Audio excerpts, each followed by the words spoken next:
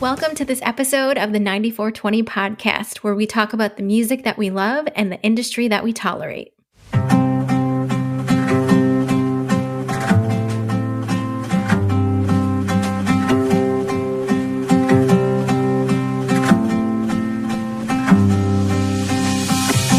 used to think life was something to figure out. Yeah, I was racing to the finish line, not taking a second to savor every stride. Still trying to find the answer to who am I. But that's alright, I'll take my time and enjoy the journey. No need to run, take your time, live your life and you'll find what it means to be. What it means to be. No need to run, take your time, live your life and you'll find what it means to be.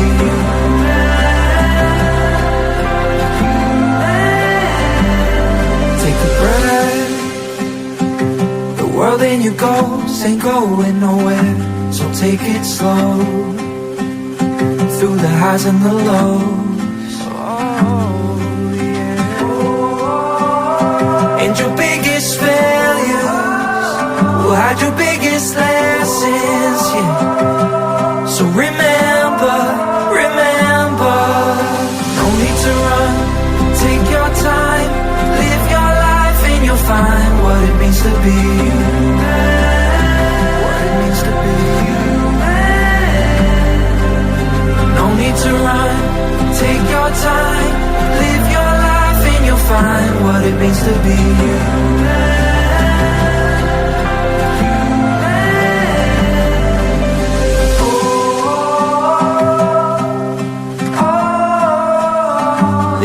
And you'll find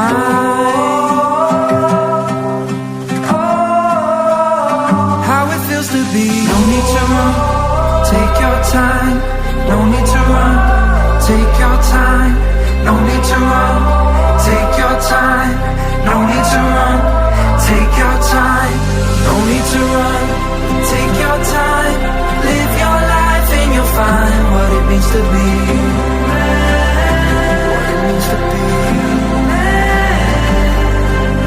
No need to run, take your time, live your life and you'll find what it means to be.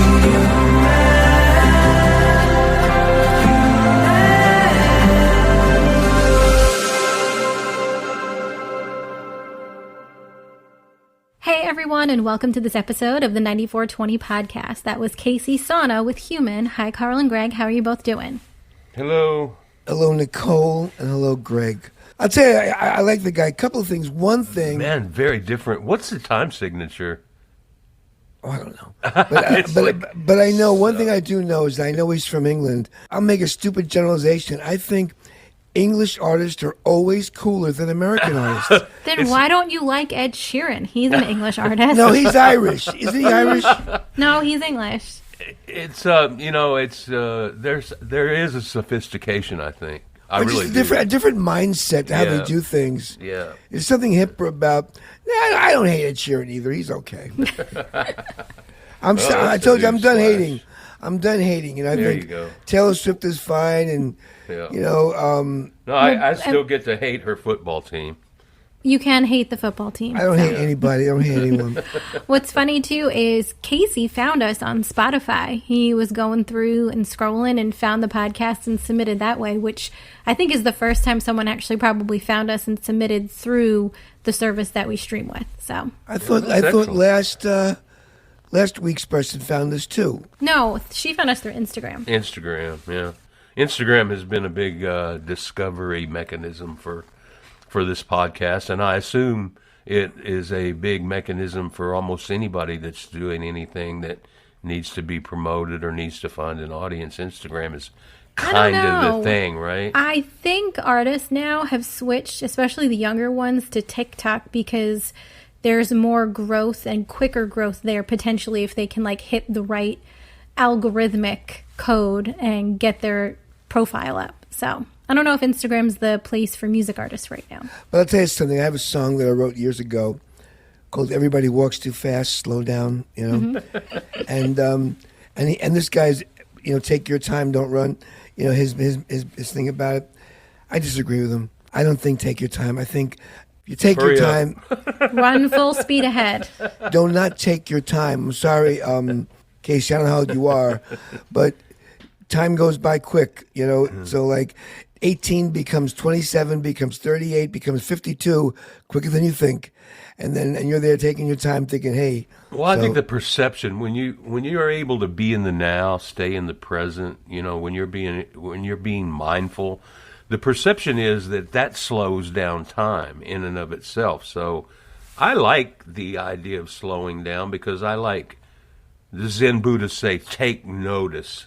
I like taking notice. I'm a Zen of guy. everything. I do all my psychedelic journeys and all that stuff. Well, take notice of but everything. you know what I hate? I hate the term mindfulness. It's It's stupid. Just, no, mindfulness. it's not, man. It's like life-changing. But it's a stupid word, mindfulness. So then what would you It's call it, basically Carl? it's the opposite of mindfulness. You want to be of no mind. You don't want to be mindful. You want to be empty mind. That's true. You want to be Actually, clear-minded. you know what you want to be, Carl? Yeah, you want to be a void. I think No, mindful is. I am mindful every day. I'm so mindful it annoys the hell out of me. Yeah. I want to be mindless. Mindlessness. That's true. I mean, they once asked one of these Zen masters, what was the secret to Zen, and he said, "Stop thinking." That's the Right, secret to mindlessness. Zen. Yeah. Stop. So I think you got it all backwards. Mindfulness. Anyway, I like the idea that we use our sensory input for good, as opposed to being annoyed or. who does? I mean, when you're practicing mindfulness, you're basically focusing everything, and all your sensory input comes together. Okay, how about I'll take the word thoughtfulness. I think be thoughtful. I like that. Yeah, well, Be mindlessly thoughtful. yeah, Mindlessly thoughtful. That's a good one. well, the Buddhists call it loving friendliness. I think that's similar to thoughtfulness. But Carl doesn't want to be friendly. He just wants to be empty-minded and maybe thoughtful. So I think friendlessness. friendlessness.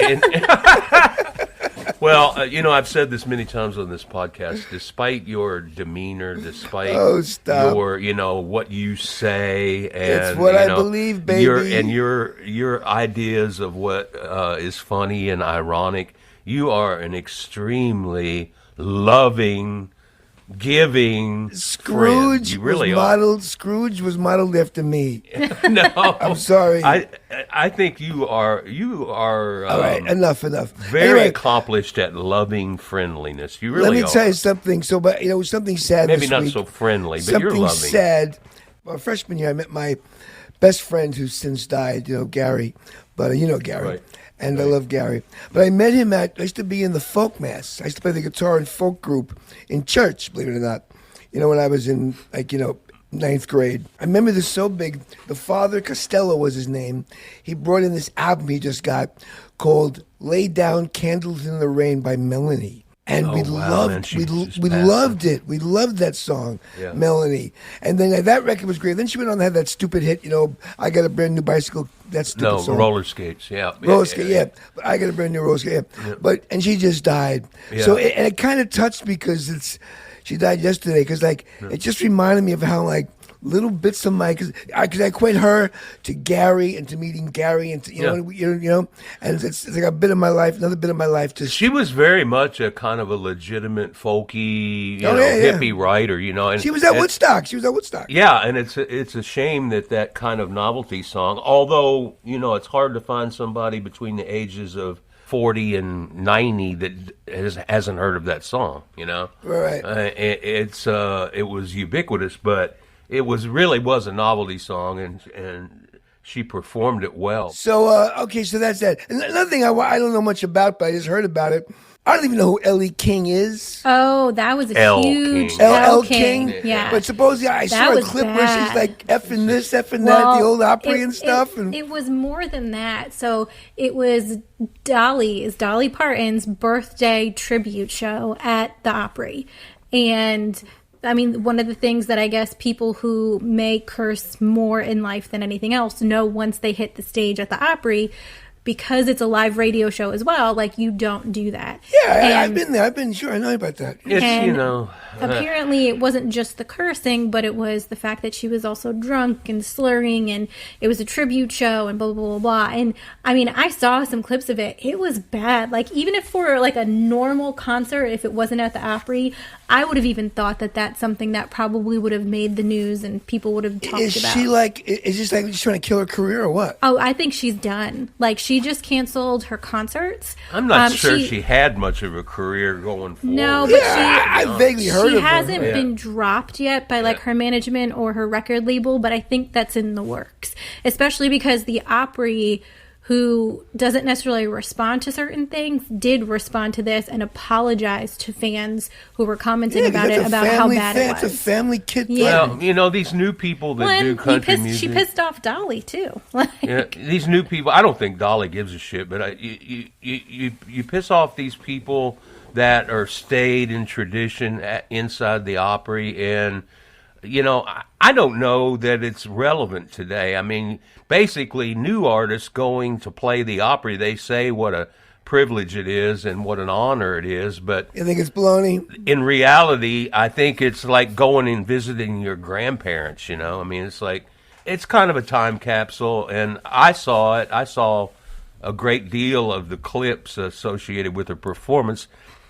The bottom line is it's just kind of a tacky, tasteless appearance, and she kind of showed her redneck ass. That's the bottom line. But anybody ever heard of Hank Williams Jr.? I mean, hello. In the grand scheme, who really cares? Yeah, I don't think it matters to anybody. I really don't. I don't know. I mean, I think just based off of how much it's gotten noticed in the news and whatnot, she probably isn't going to really be doing a lot more in her career. 2 music topics in a row. Yeah. And then we've actually We're on a roll. You got another one? We've got another one, too. Oh, no. We're doing the actual podcast. We're back on track. What now? So one of the things I wanted to bring up that I was looking into this week is there is a new streaming platform called Insider Music, and it's like INS called Why Bother? Yeah. That's exactly. But apparently they came on the scene because of the success with Patreon and Substack, and they're specifically driven for music artists where they will pay out streaming royalties at a higher percentage, because in their app, the music artist actually gets to set the rate at which people can subscribe to their quote-unquote channels or playlists and things like that. So it was just something that piqued my interest, because they're specifically... It may flop, it may do well. It'll flop because people don't want to pay anything. People are cheap. Some people will do it, but... I think artists will see the benefit in it because they're the ones that get to set the rate, and if they have an engaged fan base, they could make a lot more than Spotify, especially with Spotify saying that you need to have 1,000 streams now. All you indie guys, all you indie people who are up on... what does it matter where you tell your people to stream your stuff? So just get off Spotify, put it only up on this one place. Correct. Yeah. And let's squeeze Spotify out. Squeeze Squatify? Whatever, Squatify, right? Squatify. I like that, Squatify.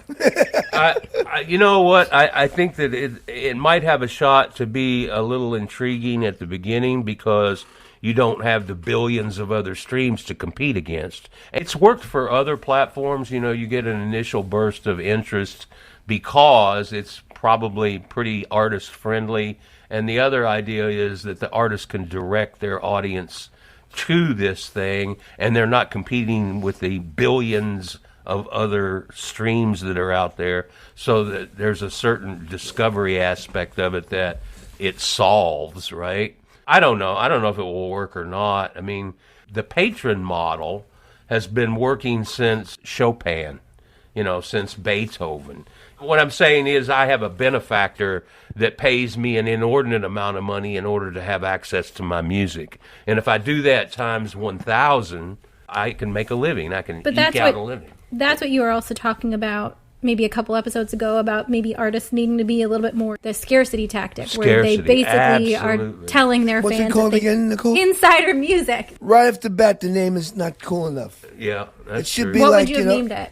WB Music. Yeah, or meaning why bother? My butt. Shuttle, or Shuttle, or twiddle. or skabobble. Insider music sounds too old school. It sounds. Well, also, Shuttle's Insider not bad, Edition actually. is also like one of those TV shows, so it could get mixed up with that. And well, we'll see. I just thought it was very interesting that they've gotten a little bit of publicity lately. Well, does DistroKid, TuneCore, and Ditto Music, do they all subscribe to it? Do they allow you to put your stuff up there? That's something I do not know. Or do you go right to Insider Music yourself and upload it right to them? You know what I mean? Probably, I would think that that's probably what happens, because I don't think TuneCore or DistroKid would want to rock the boat with what they've got going on with the other streaming platforms. So I have a fun fact that you both may not even realize, but We'll be the judge if it's fun. Go ahead.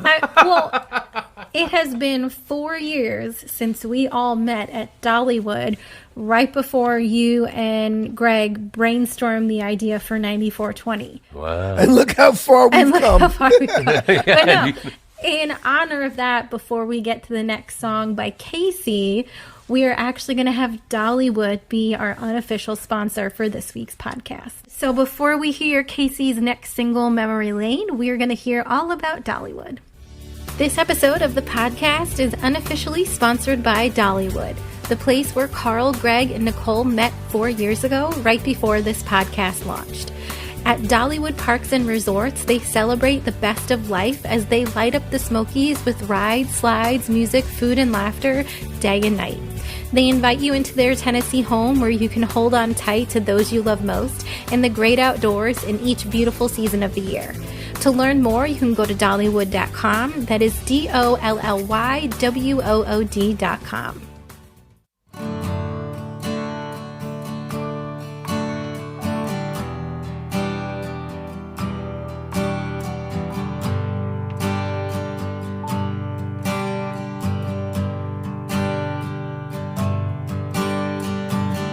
Grab the photo albums and let's turn the page. Take a stroll, getting lost down memory lane. In a world so fast, it's hard to see the change. But when I look at my past, I feel my center again. Faces and names and places may change, and people may pass, but the past still remains. The stories they hide in the noise and the grain. So we can reminisce, saying those were the days. Those were the days. Those were the days. So we can reminisce, saying those were the days. The stories they hide in the noise and the grain. And people may pass, but the past still remains. Faces and names and places may change, but when I look at my past, I feel my center again. In a world so fast, it's hard to see the change. So let's take a stroll, get lost down memory lane. Grab the photo albums and let's turn the page, so we can reminisce, saying those were the days. Those were the days. Those were the days. So we can reminisce, saying those were the days. Those were the days. Those were the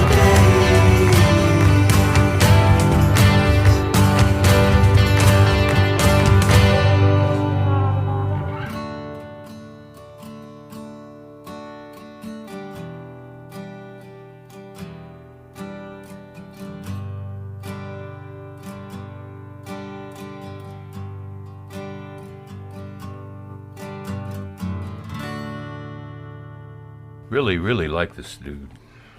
Okay, to me, that was very Ed Sheeran-esque. Like, I could totally hear that being an Ed Sheeran song. Well, I love what he does. He did it in the first song, too, but this time a lot.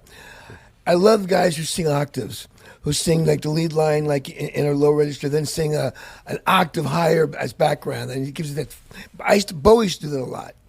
And I love that. It gives a cool, sound to the vocal.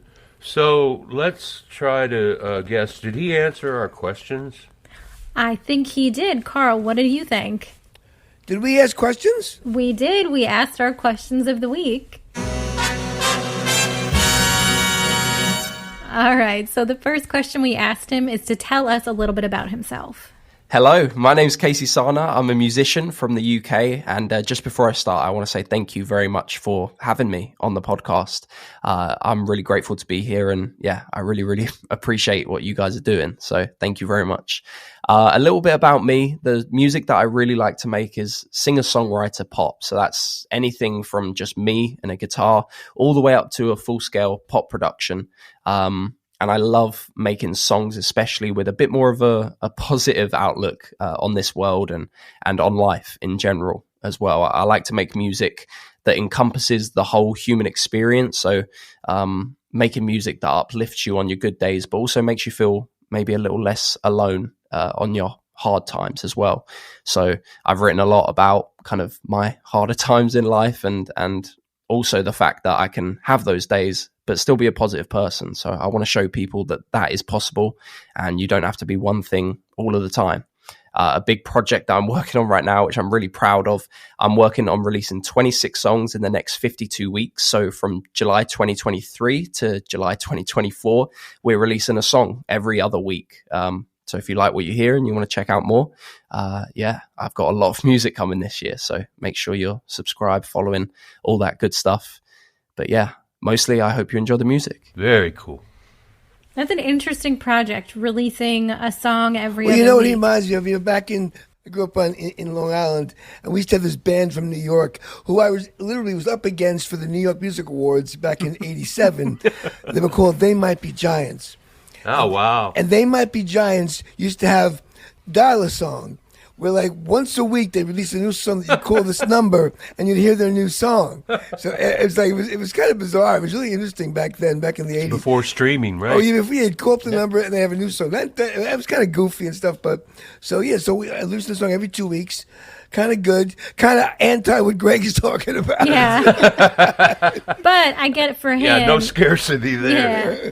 But, I mean, at this point, he found us in November. It's January. From the 3 songs that we're going to feature, there's at least half a dozen more that you can go and listen to, and we'll make sure to link it in our show notes. And one thing I do love is that, for the last 3 years we've been doing a podcast, but according to him, we're doing a podcast. I'd rather be doing a podcast. I love it. Yeah. All right, else- Greg, so we are going to get to this question, but what do you foresee his influences being? Well, I don't know what his influences will be, but I keep hearing with these kind of lilting accents and time signatures, I hear Coldplay, and I'm wondering if he's going to say the same thing. I do think we're going to hear Ed Sheeran. Maybe the Beatles. Oh, I mean, that is a tough question for me. I'm sure like a lot of other musicians and music lovers in general, I listen to a lot of music and it's been that way since I can remember. So there's a lot of influences, a lot of which I will probably forget. But as early as I can remember, driving in the car with my parents and having the radio on and there just being classics after classics played. Also, I don't know if you remember those Now That's What I Call Music CDs. The compilation CDs that they used to do every year, we would have a bunch of them in the car and we would just be switching out one after the other. So I really got a good education from a young age. Influences for the music that I make, I would say artists growing up like Ben Howard and James Morrison, those sorts of artists from that kind of style of music were big influences in the music that I'm now discovering and making myself now. Also more, contemporary kind of bigger artists. I would say Harry Styles is definitely one. Justin Bieber, Shawn Mendes, all that kind of group of pop musicians. Also a new discovery, which I cannot stop playing, is Ryan Beatty. Incredible acoustic album. Just his voice is so soothing and so amazing. So yeah, I'm constantly getting inspired and have been inspired by everything from now to the 60s movement and everything in between, really. We were all wrong. Yeah, well, no, he's more sophisticated in his listening than... He lost me at Justin Bieber, but I will say as his an reference to the That's the pop- CDs that's the now, pop that's thing. what I call music, though, Yeah. brought me back to my childhood because we Yeah. had those on rotation. Like, every time they came out, we were begging my mom to get it. what? the CDs, then now that's what I call music, and then it would be like 1996 or kind of now cross-pollinated major label compilation albums. We'll ask one last question. This is our new question. And This is our new question. So we asked him to ask us a question. This may be a question that causes a lot of arguments between you guys, trying to decipher whose is the best. But a question I like to ask is, who is your favorite artist for the following things? So number one, hit making. For me, it would probably be somebody like Michael Jackson. He just had hit after hit after hit. He didn't really seem to miss too much. Another one would be lyrics. So who's somebody that you listen to because you just love their lyric writing and the way they phrase things? For me, it would probably be Hosier or Sam Fender at the moment. I really love their writing styles, and me being mainly a lyricist, I would say, more than the singer or more than the musician. I really, really appreciate the time they put into lyrics. So hit making, lyricism, melody as well. I really love, again, she seemed so effortless with it, but somebody like Joni Mitchell, having great melodies, and her voice seemingly could do absolutely anything. So I really love that about her. And the final one, I would say personality, somebody that you'd like to share dinner with.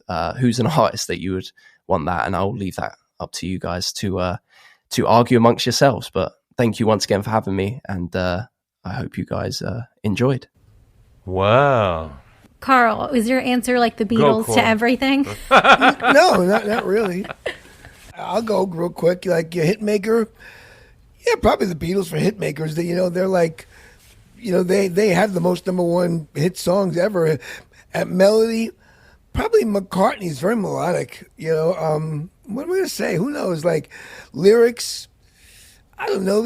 You can't say these ridiculous questions to ask, because like different days, people have different lyrics. Like Elvis Costello writes great lyrics.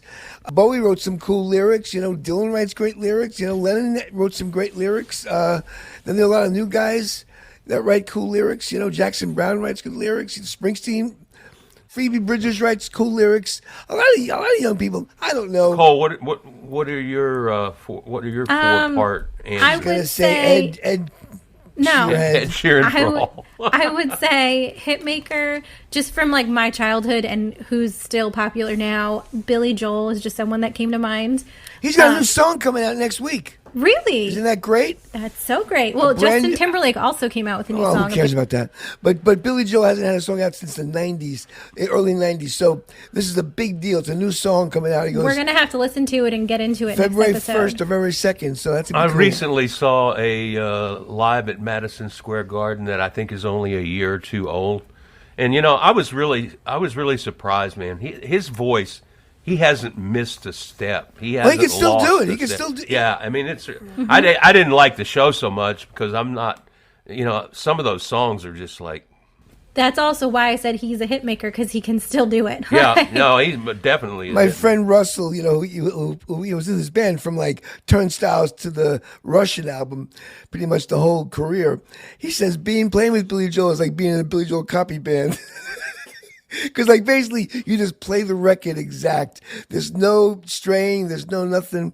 It's kind of funny. Let's see. Okay, so the next one was lyricist. He writes good lyrics, too, actually, sometimes. He does, but, like, I'm thinking of, like, what I'm drawn to when it comes to, like, listening to music and understanding. And Panic at the Disco is someone that I always think they write very interesting lyrics. It's such a big, open question. I know. Melody, I can't really speak to because I'm not an artist. The Bee Gees wrote great melodies. Yeah. But someone I would sit down for dinner with is Ed Sheeran. So you heard wrong that I was going to go. Yeah, we know that. We know that, right? Let me see. My list, the hit makers, I think we talked about this a couple Prefab episodes. Sprout. Well, we talked about this a couple weeks ago. I think that David Gates, I think they made probably he's been 8 or 10 hits. Again, exempted from the Rock and Roll Hall of Fame? Well, I don't know why, but who would want to be in it anyway? I mean, but still, irrelevant. He should be in it, man. But go ahead. But I think Brad made amazing hits back in the day. Lyrically, I think you have to give it to Bernie Taupin. I think that his body of work over the course of 40 or 50 years is just extraordinary.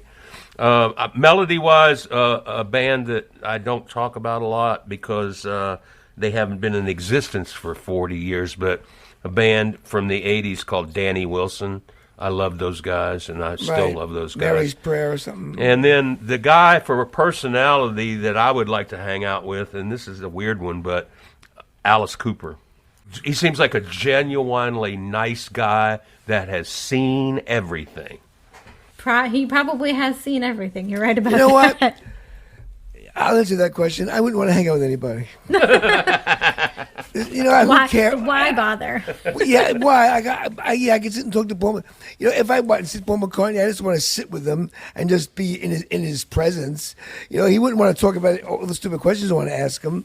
So, I don't need to be in his company. He's probably an old boring guy. He You probably can just sit want to next talk to him about at a restaurant. photography. That's about it. Yeah, I don't know. Who needs that? Rock stars are boring, man. Yeah, they really are. You know what? I really like your music, Casey.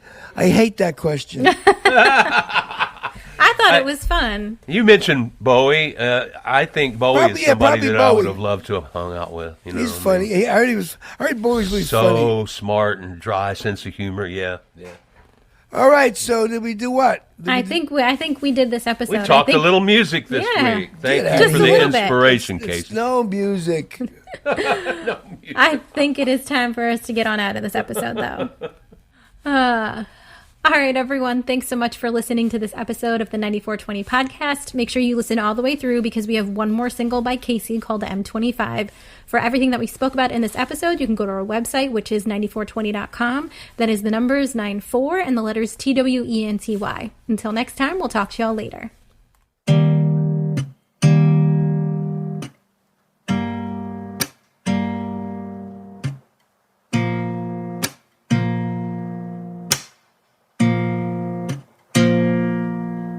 It's Friday night on the M25. All I see is red lights, but I'm with you in my mind.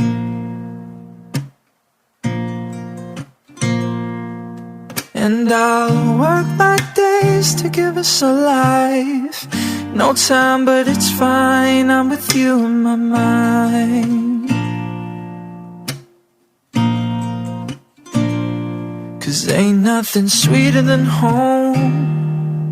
But I know wherever I go, a piece of you I'll find. Yeah, wherever I go, I know I'll always be home. And so I sit on this road, and you can wait by the door, and we'll both just smile.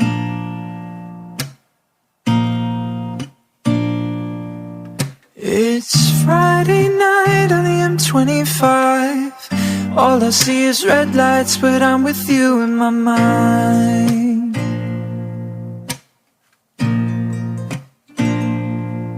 And I'll work my days to give us a life. No time, but it's fine, I'm with you in my mind.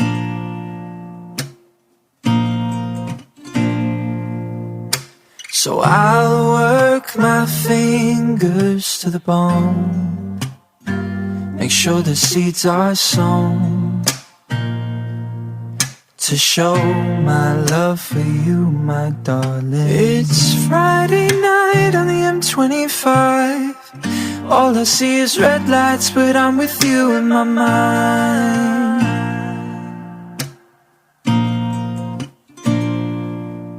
And I'll work my days to give us a life. No time, but it's fine, I'm with you in my mind.